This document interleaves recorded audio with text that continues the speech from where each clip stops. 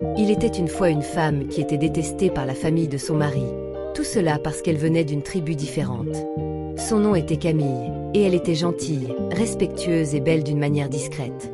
C'était le genre de beauté qui ne criait pas, mais qui restait dans les mémoires longtemps après son passage. Camille était mariée à un homme qui l'aimait de tout son cœur. Son nom était Malik, et ils s'étaient rencontrés lors d'un mariage où le maître de cérémonie les avait appelés à agir comme un couple. Tout le monde avait ri, sans savoir que c'était le début de leur histoire d'amour. Une histoire remplie de précieux souvenirs d'un couple qui laissait l'amour guider leur cœur jusqu'à ce que la famille intervienne et décide de les séparer. En effet, Camille avait appris à ses dépens que l'amour n'était jamais suffisant. Tout a commencé lorsque la mère de Malik a demandé à son fils de lui présenter les noms de 4 femmes qu'il était susceptible d'épouser. Elle souhaitait prier pour que son fils épouse la femme qui lui convenait. Malik, sachant qui était sa mère, lui a envoyé une liste de noms. Parmi eux figuraient des femmes qu'il savait qu'il n'aimait pas.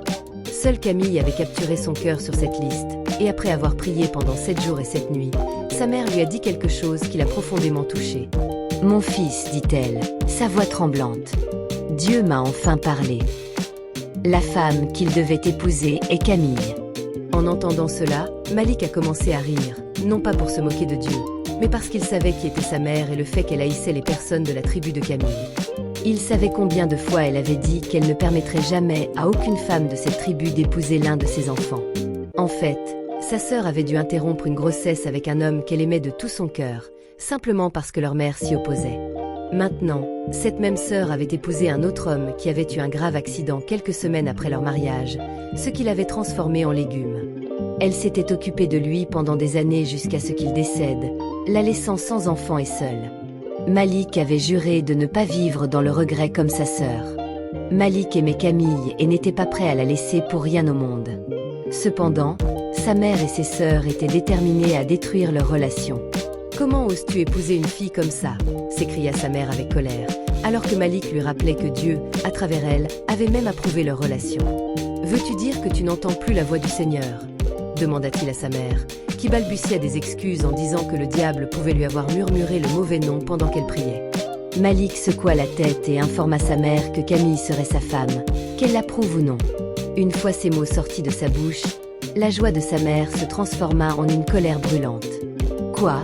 cria-t-elle. « Cela ne peut se faire que sur mon cadavre. » Elle commença alors à rejeter la prière qu'elle avait récemment faite. « Mon fils, donne-moi un peu plus de temps pour prier à nouveau. » Elle dit à Malik, qui secoua la tête et lui informa que sa décision était déjà prise. Sa mère supplia, menaça et impliqua même des pasteurs et des proches. Mais Malik refusa, car il était déjà profondément amoureux de Camille. Il regarda sa mère dans les yeux et lui dit doucement que si elle le poussait à choisir entre Camille et elle, il choisirait la femme qu'il aimait, même si cela signifiait perdre sa mère pour toujours. Ainsi, contre la volonté de sa mère, il l'épousa, marquant le début des souffrances de Camille. Dès le premier jour où Camille mit les pieds dans la maison de son mari, elle ressentit la haine émanant de sa mère et de ses sœurs. Les regards froids, les murmures et même le silence qui l'entourait à chaque instant lui envoyaient des frissons dans le dos. Sa belle-mère ne savait pas comment cacher sa haine. Elle commença à appeler Camille des termes dégradants et refusait même de manger les plats qu'elle préparait. Sa mère se plaignait de son accent et critiquait ses vêtements, disant que Camille s'habillait toujours comme une fille de club. Rien de ce que Camille faisait n'était jamais assez bien, car sa belle-mère trouvait toujours quelque chose à redire. Elle prit les vêtements de Camille qu'elle avait accrochés et y versa de l'eau de Javel, déclarant qu'aucune prostituée ne défilerait sous Rouf en tant qu'épouse de son fils. Des heures plus tard, Camille sortit pour prendre ses vêtements et les trouva couverts de Javel. Elle se figea sous le choc alors que ses vêtements soigneusement lavés gisaient trempés au sol, leur couleur s'effaçant sous ses yeux. Des taches blanches se répandaient sur les tissus comme des blessures. « Maman, dit Camille doucement, sa voix tremblante alors qu'elle commençait à parler. « Maman, pourquoi as-tu fait cela à mes vêtements ?» dit-elle à sa belle-mère, qui ne lui accordait même pas un regard. « Tu t'en prends à mon uniforme de spectacle ?» répondit-elle, froide, tout en révélant qu'aucun fils d'elle ne sortirait avec une femme qui s'habillait comme une fille de club. « Es-tu aveugle à ce point que tu ne vois pas comment les autres femmes mariées s'habillent ?» demanda-t-elle à Camille, qui se pencha lentement pour ramasser les robes du sol. Elle regarda ses vêtements coûteux flotter légèrement dans ses mains. Ses yeux se remplirent de larmes alors qu'elle essayait de faire tout son possible pour ne pas éclater en sanglots. Cette nuit-là, Camille se coucha en silence. Son mari revint plus tard et vit la tristesse dans la chambre. Son cœur brûlait de colère alors qu'il décidait de confronter sa mère. « Maman, ce sont les affaires de ma femme, dit-il fermement en lui révélant qu'elle n'avait pas le droit d'endommager les vêtements de sa femme. Malik lui expliqua qu'il aimait sa femme telle qu'elle était. En fait, il lui révéla qu'il avait acheté ses vêtements lui-même pour sa femme et que si sa mère avait un problème avec sa façon de s'habiller, elle devrait le lui dire directement. Sa mère se moqua en entendant cela. « Alors maintenant, je ne peux même pas corriger la femme que tu as amenée dans cette maison. » Malik secoua la tête et lui rappela que la maison lui appartenait. « Maman, c'est ma maison et ma femme, unie à moi, a la même autorité que moi dans cette maison.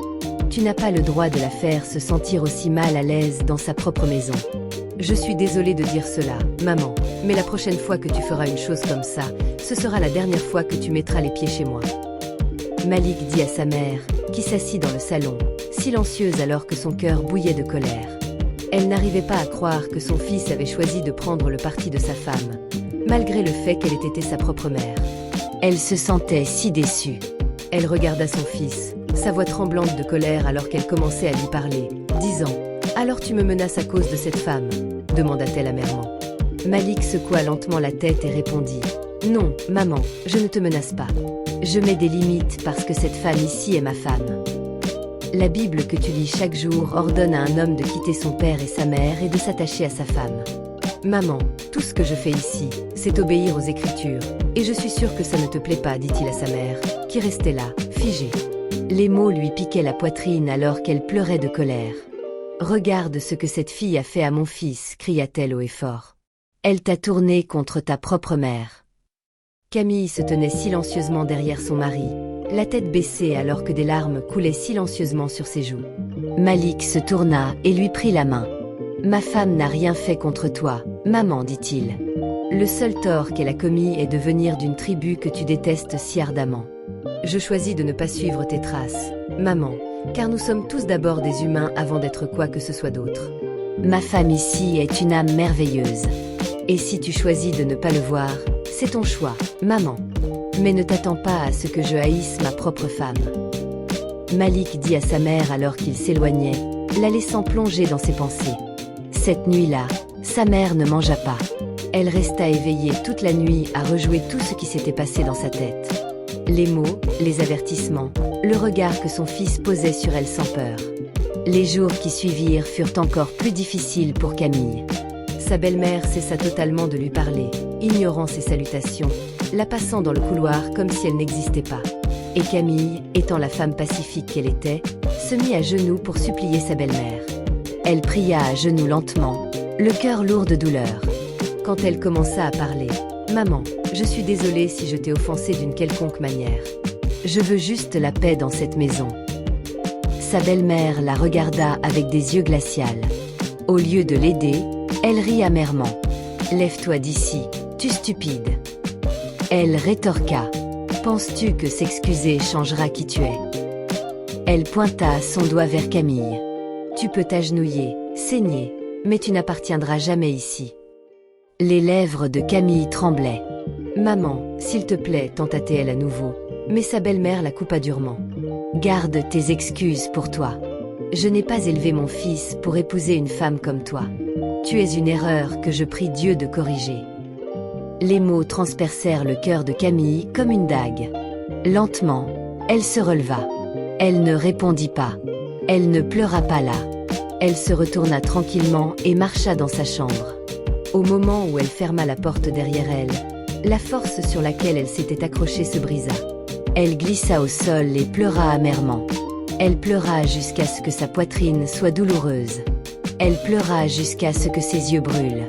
Elle pleura parce qu'elle avait essayé. Elle pleura parce que l'amour n'avait pas été suffisant. Puis, dans le silence de sa chambre, Camille s'agenouilla de nouveau, cette fois devant Dieu. « Seigneur, chuchota-t-elle à travers les larmes. Je n'ai plus de force. J'ai fait de mon mieux. S'il te plaît, fais quelque chose. » Elle essuya ses larmes et s'allongea sur le lit, le cœur lourd mais abandonné. Cette nuit-là, Camille s'endormit avec les yeux enflés. Mais le ciel avait entendu ses prières. Car lorsqu'une femme pleure seule dans sa chambre, Ses larmes parviennent à Dieu. Quelque chose commence toujours à changer, même si elle ne peut pas encore le voir. Et ce qui allait se passer ensuite changerait tout dans cette maison pour toujours. Le lendemain matin, Camille se leva tôt pour préparer le petit déjeuner pour tout le monde. Elle cuisinait en silence, son cœur lourd, espérant que peut-être, juste peut-être, aujourd'hui pourrait être différent. Mais sa belle-mère entra dans la cuisine, goûta la soupe et la recracha immédiatement. « Cette nourriture n'a aucun goût. C'est ainsi que cuisinent les femmes de ta région ? Elles veulent empoisonner leur mari pour hériter de tous leurs biens, dit-elle à Camille, qui ne put contenir ses larmes. Elle se tenait là, observant sa belle-mère jeter tous les plats dans l'évier et lui ordonner de tout refaire. Bien que les mains de Camille tremblent déjà d'épuisement, elle ne pouvait pas en croire ses yeux. Elle resta là quelques minutes, le cœur lourd de douleur, tandis que des larmes commençaient à couler sur son visage. Son mari rentra à ce moment-là et trouva sa femme en train de pleurer devant sa mère. Malik ne put contenir sa colère. Il fixa sa mère pendant quelques minutes et demanda quel était le problème.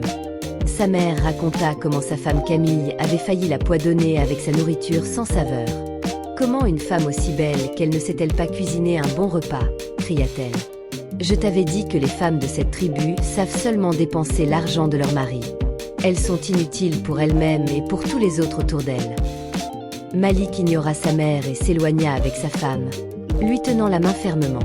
Il ne cria pas, il ne discuta pas, mais le silence dans ses yeux effrayait même sa mère. Malik emmena Camille dans un restaurant chic à l'extérieur de la ville. Il commanda tous ses plats préférés et la regarda manger à sa faim. Pour la première fois en plusieurs jours, Camille sentit son cœur s'alléger. Quelques heures plus tard, ils rentrèrent chez eux et Malik trouva sa mère qui les attendait. Elle pouvait voir les sacs à emporter qu'ils revenaient du restaurant et savait qu'ils revenaient d'un endroit plaisant. « Vous êtes sortis pour manger ?» demanda-t-elle sèchement, alors que Malik la regardait pendant quelques secondes, mais ne répondit pas. « Je le savais. Cette fille ne vaut rien. Elle t'a charmé. Oh, tout ce qu'elle veut, c'est dilapider ton argent jusqu'à ce qu'il ne te reste plus rien. Au lieu d'apprendre à cuisiner, elle s'arrange pour que tu l'emportes afin que vous mangiez la nourriture que préparait une autre femme. Celle qui a préparé cette nourriture a-t-elle deux têtes ? Demanda-t-elle à Malik. Malik informa sa mère que sa femme, à partir de ce jour, ne devrait plus jamais cuisiner chez lui. « Je m'occuperai des repas de ma femme à partir d'aujourd'hui. Donc, si tu veux manger, prépare ta propre nourriture, maman, ou mieux encore, appelle l'une de tes filles pour te préparer à manger, car cette femme que j'ai épousée, je l'ai épousée pour moi et non pour que vous l'utilisiez comme votre esclave. » Il dit à sa mère avec colère en la conduisant dans leur chambre. Sa mère ne pouvait pas contenir son choc. Elle se tenait là et regardait son fils défendre sa femme, ne se souciant pas qu'elle soit sa propre mère. Sa mère appela sa première fille, celle dont le mari était mort il y a quelques années. Elle lui raconta tout ce qui s'était passé, disant que Malik ne se souciait pas qu'elle meure de faim. En fait, elle lui mentit en disant qu'elle n'avait pas mangé depuis 2 jours et lui assura qu'elle arrivait. Quelques heures plus tard, elle arriva chez elle et se dirigea directement vers la cuisine pour préparer à manger. Elle rentra dans la cuisine, elle sortit son téléphone et chercha en ligne comment frire du poulet destiné aux débutants. Elle posa soigneusement le téléphone sur le comptoir comme une enseignante surveillant un examen.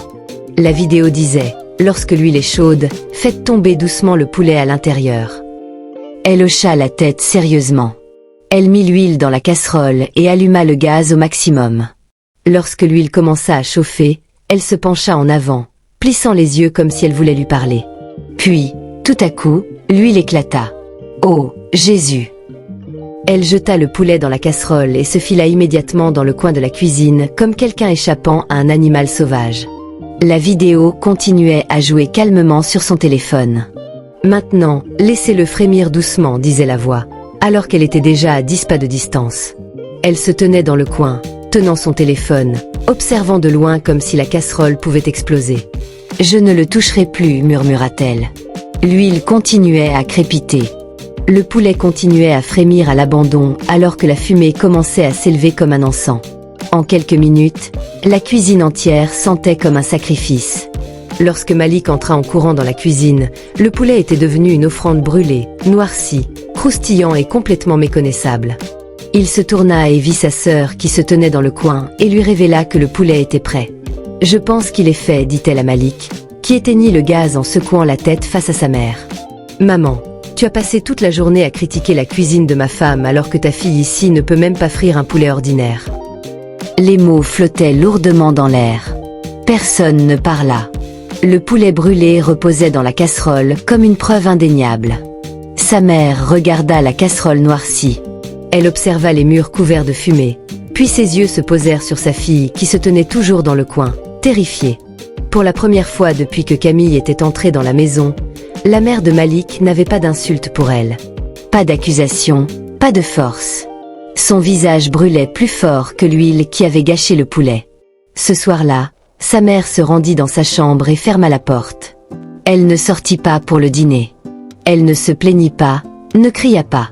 Le lendemain matin, Camille se leva tôt comme d'habitude. Mais cette fois, elle n'entra dans la cuisine. Au lieu de cela, elle entendit le bruit de carton traîné sur le sol. Sa belle-mère avait commencé à empaqueter ses affaires, silencieusement, avec colère et honte. Lorsque Malik lui demanda où elle allait, elle répondit froidement qu'elle retournait au village. « Je pense que je dois te laisser profiter de ton mariage une fois pour toutes. Le Saint-Esprit m'a averti la nuit dernière de la façon dont j'avais maltraité ta femme, déclara-t-elle à Malik, dont les yeux s'ouvrirent en choc. Même Camille se tenait là, choquée, car elle n'avait aucune idée qu'elle était enceinte. La mère de Malik, à ce moment-là, raconta qu'elle était tombée dans un profond sommeil et avait une vision qui lui avait donné des frissons.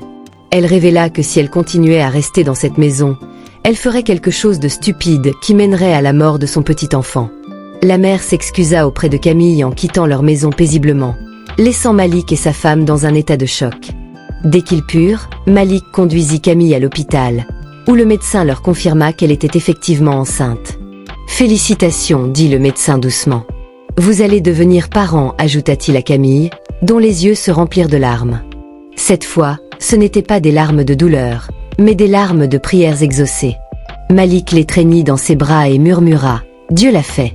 Il l'a vraiment fait. » À partir de ce jour-là, tout changea. La mère de Malik retourna au village et garda ses distances. Elle ne s'immisça pas dans leur vie. Elle n'envoya pas d'insultes. Au lieu de cela, elle envoya des messages de prudence, de prière et de silence. Et ce silence apporta la paix dans leur maison. La maison qui résonnait autrefois de haine devenait calme. Camille ne marchait plus sur des œufs. Elle riait à nouveau. Elle dormait paisiblement. Elle rayonnait. Pas seulement parce qu'elle était enceinte, mais parce que la peur avait enfin quitté son cœur. Malik devint encore plus protecteur et aimant. Il assista à tous les rendez-vous médicaux avec elle. Il priait pour son ventre chaque nuit. Il veilla à ce que rien ni personne ne trouble sa paix. Des mois plus tard, Camille donna naissance à un bébé en pleine santé. Lorsque sa mère entendit la nouvelle, elle pleura en silence dans le village. Cette fois, ce n'était pas de colère, mais de regret. Elle envoya des cadeaux. Elle envoya ses bénédictions.